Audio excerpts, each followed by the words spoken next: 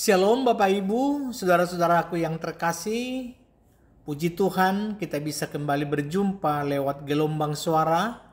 Saat ini saya akan menemani Bapak Ibu merenungkan firman Tuhan yang akan membawa kita pada sebuah perjalanan perbaikan diri. Kita semua pasti setuju ya, bahwa hidup ini perlu perbaikan terus-menerus. Betul tidak Bapak Ibu? Dari bangun tidur sampai mau tidur lagi, selalu ada yang bisa kita perbaiki. Mulai dari cara kita bicara, cara kita bekerja, sampai cara kita menggunakan smartphone kita. Apalagi di zaman serba cepat ini, kadang tingkah laku kita gampang sekali kotor atau rusak tanpa kita sadari. Betul tidak Bapak Ibu?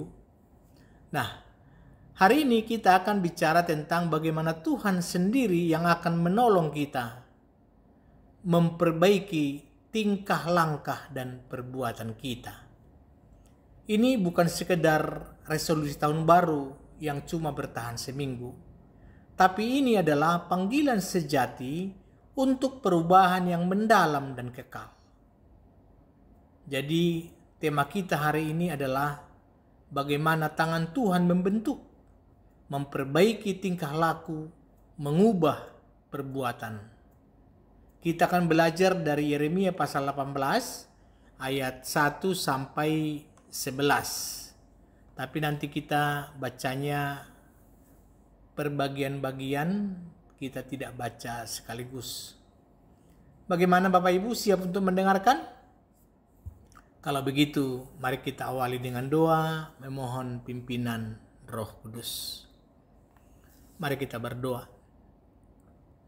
Ya Tuhan Bapa kami yang di surga, kami bersyukur atas kasih dan anugerah-Mu yang tak berkesudahan. Terima kasih untuk kesempatan yang Engkau berikan kepada kami untuk mendengarkan firman-Mu saat ini. Kami mohon pimpinlah setiap perkataan dan pikiran kami, agar semua yang kami lakukan hari ini dapat memuliakan nama-Mu. Bukalah hati kami untuk menerima berkat dan kebenaran dari-Mu, sehingga kami dimampukan untuk memperbaiki tingkah langkah dan perbuatan kami. Dalam nama Tuhan Yesus Kristus kami berdoa. Amin. Sekarang kita masuk ke bagian yang pertama, bahwa Tuhan adalah tukang periuk. Dia punya kuasa pembentukan. Saudara-saudaraku, pernahkah kita berpikir bagaimana sebenarnya Tuhan melihat kita? Apakah Dia melihat kita sebagai produk jadi yang sudah sempurna? Atau justru Dia melihat kita sebagai sesuatu yang masih dalam proses, masih bisa dibentuk, masih bisa diperbaiki? Nah, firman Tuhan di Yeremia pasal 18 ini memberikan sebuah gambaran yang sangat jelas. Sekarang mari kita baca bersama ayat 1 sampai 4. Firman yang datang dari Tuhan kepada Yeremia bunyinya, "Pergilah dengan segera ke rumah tukang periuk.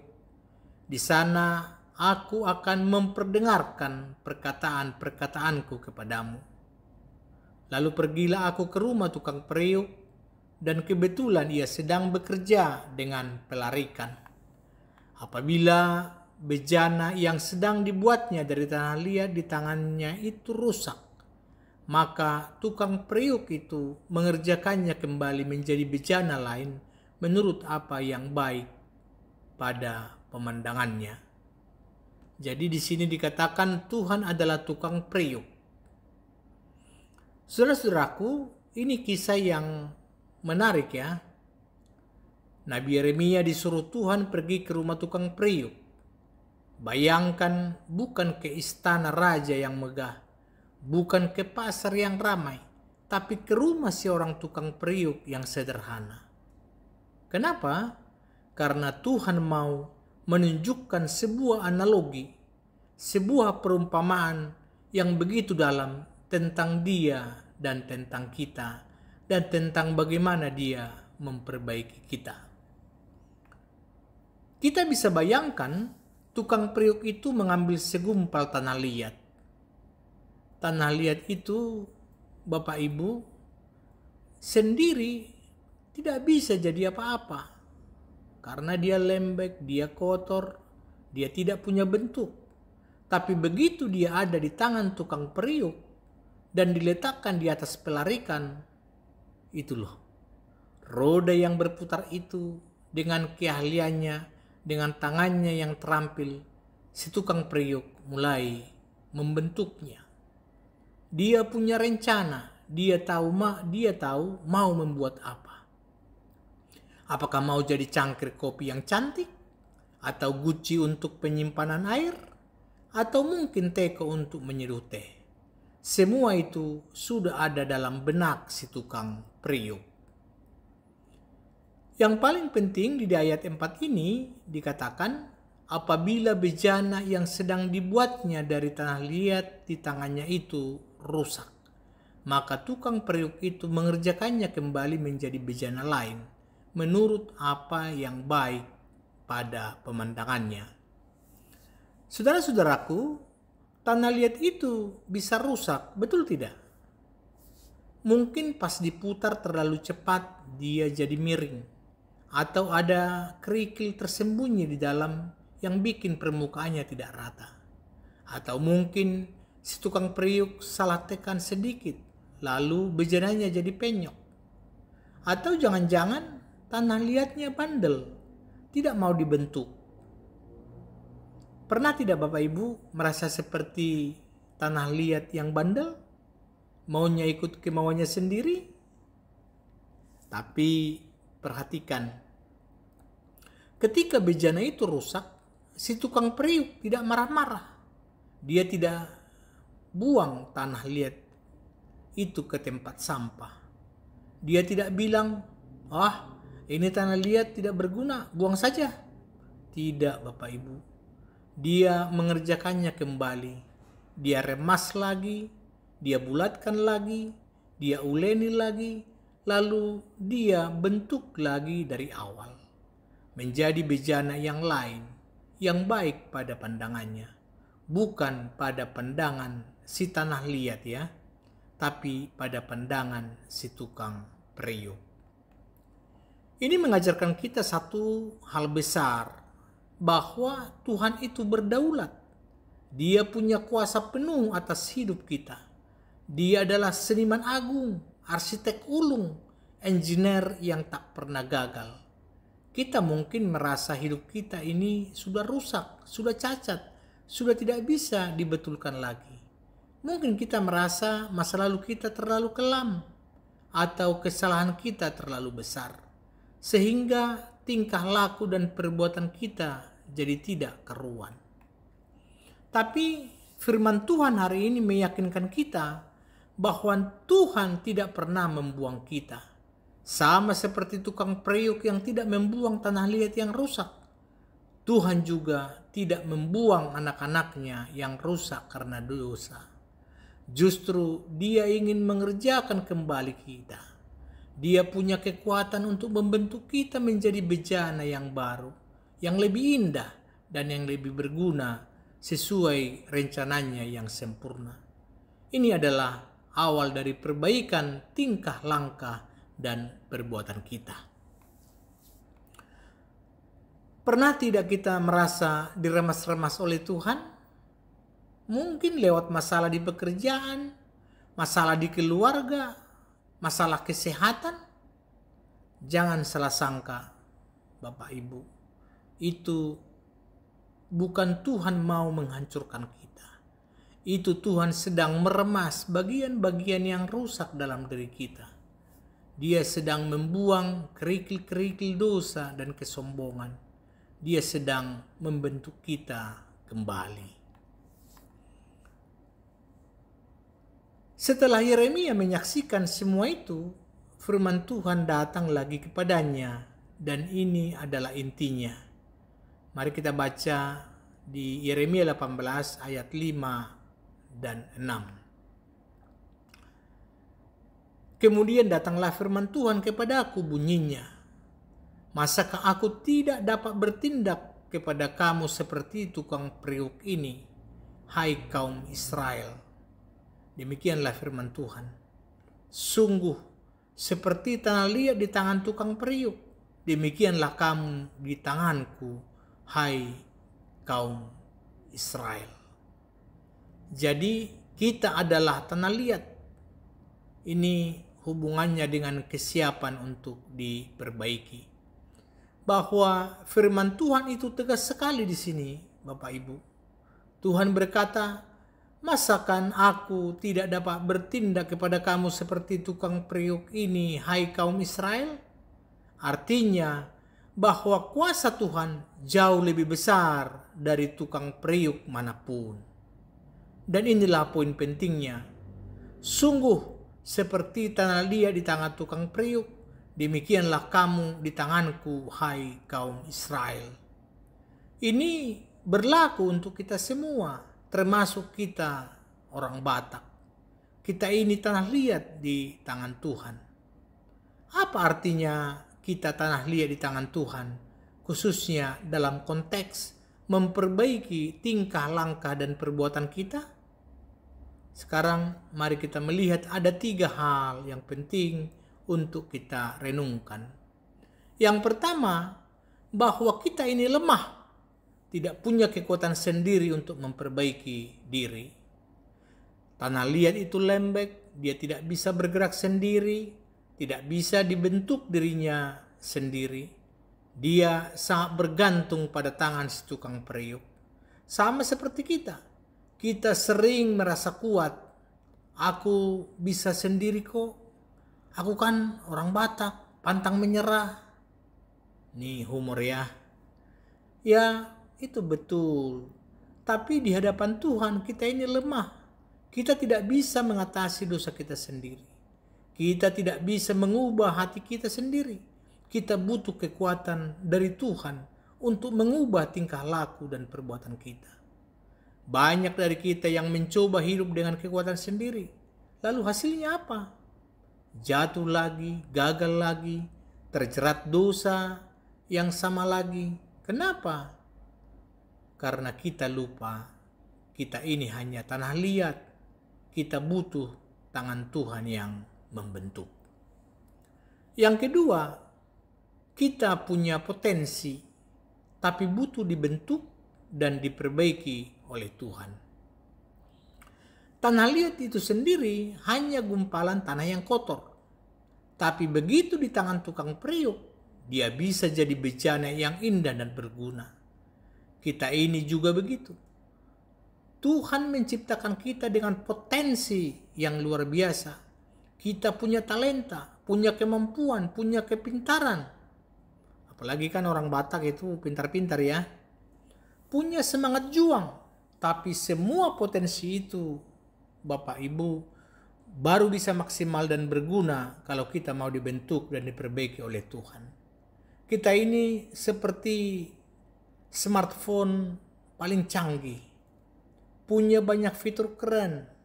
Tapi kalau kita tidak pernah di-update OS-nya oleh Tuhan, kalau kita tidak mau diinstal aplikasi-aplikasi kebenaran, ya kita hanya akan jadi smartphone yang lemot dan gampang kena virus dosa.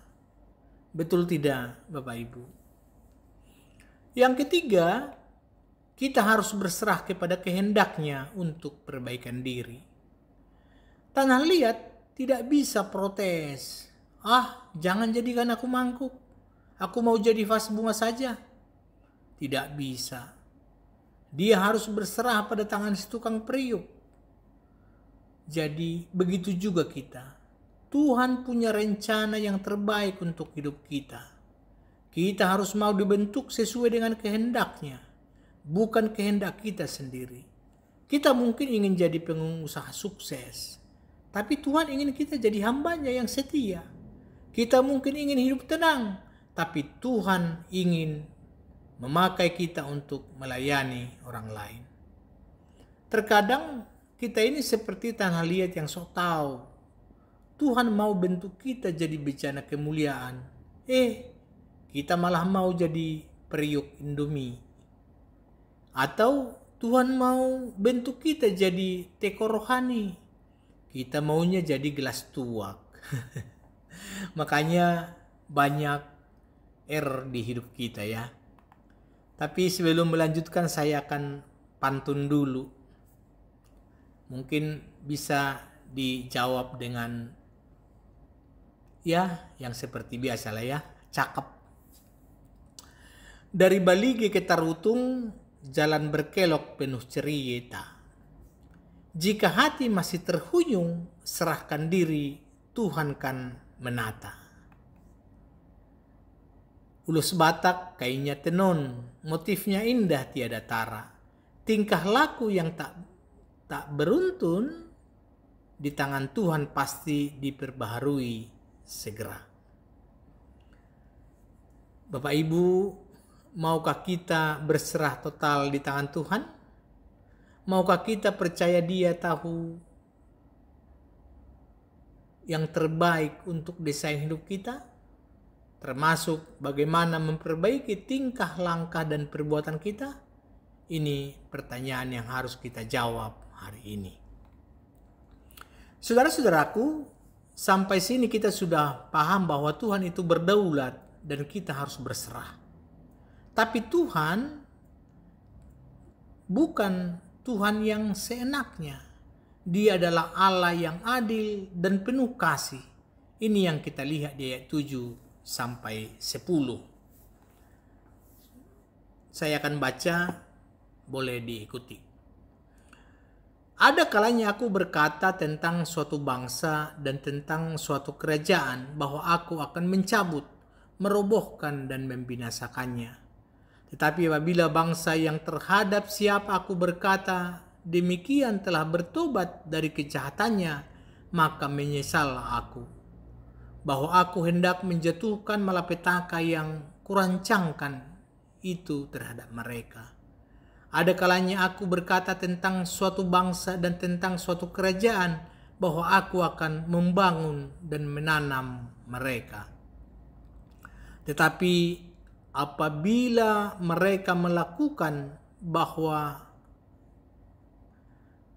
apa yang jahat di depan mataku dan tidak mendengarkan suaraku, maka menyesallah aku bahwa aku hendak mendatangkan keberuntungan yang kujanjikan itu kepada mereka.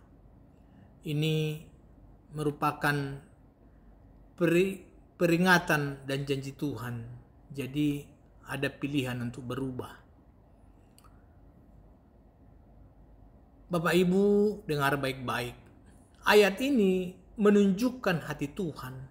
Kalau Dia sudah merencanakan sesuatu yang tidak baik, itu atau malapetaka karena kejahatan kita. Misalnya Tuhan lihat kita sesama orang Batak suka bertengkar, suka baku hantam, suka merbada.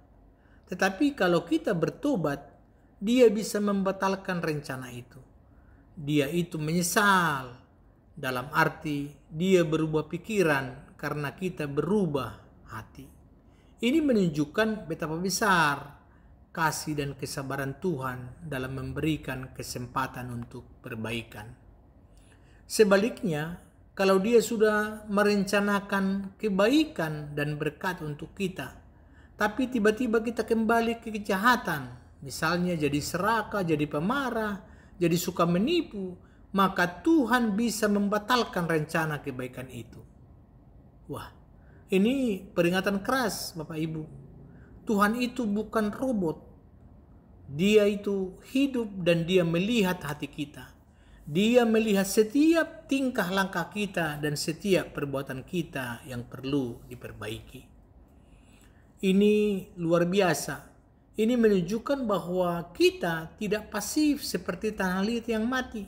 Kita punya pilihan. Pilihan untuk mau dibentuk, pilihan untuk bertobat, pilihan untuk merespon kasih dan keadilan Tuhan dengan memperbaiki tingkah laku dan perbuatan kita. Dan inilah puncaknya seruan Tuhan untuk kita semua hari ini. Itu di ayat 11. Firman Tuhan berkata, sebab itu katakanlah kepada orang Yehuda dan kepada penduduk Yerusalem, Beginilah firman Tuhan, sesungguhnya aku ini sedang menyiapkan malapetaka terhadap kamu dan merancangkan rencana terhadap kamu. Baiklah kamu masing-masing bertobat dari tingkah langkahmu yang jahat dan perbaikilah tingkah langkahmu dan perbuatanmu.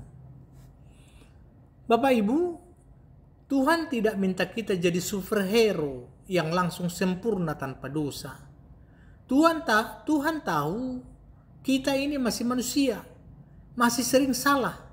Tapi Tuhan minta kita bertobat. Pertobatan itu bukan cuma bilang, maaf Tuhan, lalu besoknya ulangi lagi. Pertobatan itu artinya berbalik 180 derajat dari jalan yang salah dan berjalan di jalan Tuhan. Jadi seperti kalau kita sudah jalan pakai Google Map, kan harus putar balik. Misalnya gitu ya. Dan perbaikilah tingkah langkahmu dan perbuatanmu. Ini artinya ada aksi nyata. Jadi bukan cuma janji-janji manis di WA grup keluarga, tapi ada perubahan yang nyata. Kalau dulu suka marah-marah di jalan saat macet, sekarang Bapak Ibu coba sabar. Kalau dulu suka menunda-nunda pekerjaan, sekarang coba selesaikan tepat waktu. Kalau dulu sering menghakimi orang lain, sekarang coba lebih mengasihi. Apalagi ini kita adalah orang Batak. Emosi kadang tinggi, ya. Tapi Tuhan mau kita ubah hal-hal yang seperti itu. Saudara-saudaraku, Tuhan tidak sedang menghukum kita. Tuhan sedang memperbaiki kita. Dia sedang mengasah kita agar kita jadi bejana yang indah, yang berguna untuk kemuliaan namanya. Bejana yang bisa dipakai Tuhan untuk membawa berkat bagi keluarga, bagi punguan, bagi gereja, bagi bangsa, dan bahkan bagi negara. Bapak Ibu yang terkasih, firman Tuhan hari ini begitu jelas, begitu lugas. Tuhan adalah tukang periuk yang sempurna, dan kita adalah tanah liat di tangannya. Dia tidak pernah menyerah pada kita. Walaupun kita sering rusak, sering bandel, dia tetap mau membentuk dan memperbaiki kita. Di momen ini, saya mau mengajak kita semua untuk mengambil keputusan. Mungkin ada di antara kita yang merasa, aduh, tingkah laku saya ini masih banyak yang salah, ya Tuhan. Atau hati saya ini masih keras, Tuhan, sulit mengampuni. Atau saya sering berdosa dalam perkataan, ya Tuhan. Jangan takut. Tuhan rindu kita datang kepadanya. Hari ini mari kita serahkan tanah liat hidup kita kepada Sang Tukang Periuk yang sempurna, yaitu Yesus Kristus. Dimanapun Bapak Ibu mendengarkan podcast ini, mari kita tundukkan kepala, kita pejamkan mata sejenak, angkatlah tangan Anda ke dada sebagai tanda penyerahan hati Anda kepada Tuhan. Sekarang dalam hati Anda, atau jika memungkinkan, mungkin dengan suara pelan, mari kita katakan kepada Tuhan doa ini bersama-sama. Ya Tuhan Yesus, terima kasih untuk firman-Mu hari ini. Aku mengakui, aku sering menjadi tanah liat yang rusak, yang tidak mau dibentuk. Tingkah langkah dan perbuatanku sering tidak menyenangkan hati-Mu. Ampuni aku ya Tuhan. Hari ini aku berserah sepenuhnya di tangan-Mu untuk Tuhan bentuk dan Tuhan perbaiki. Berikan aku hati yang taat dan roh yang baru. Aku mau bertobat dari segala kejahatanku dan memperbaiki tingkah langkah serta perbuatanku.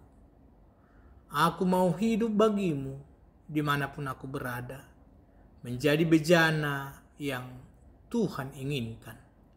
Dalam nama Tuhan Yesus Kristus kami berdoa. Amin. Puji Tuhan, kiranya komitmen kita hari ini diteguhkan oleh Roh Kudus. Ingat Bapak Ibu, Tuhan itu setia. Dia akan memegang tangan kita dan Dia akan terus membentuk kita sampai kita menjadi bejana yang indah, yang mulia, dan yang berguna bagi namanya. Terima kasih Bapak Ibu. Terima kasih sudah mendengarkan podcast ini. Semoga firman Tuhan hari ini menjadi bekal yang kuat untuk kita untuk menjalani hidup di tengah dunia ini dan terus memperbaiki tingkah langkah dan perbuatan kita. Jangan lupa membagikan podcast ini kepada keluarga, teman, bahkan pengumuman agar semakin banyak yang diberkati. Horas, Tuhan Yesus memberkati.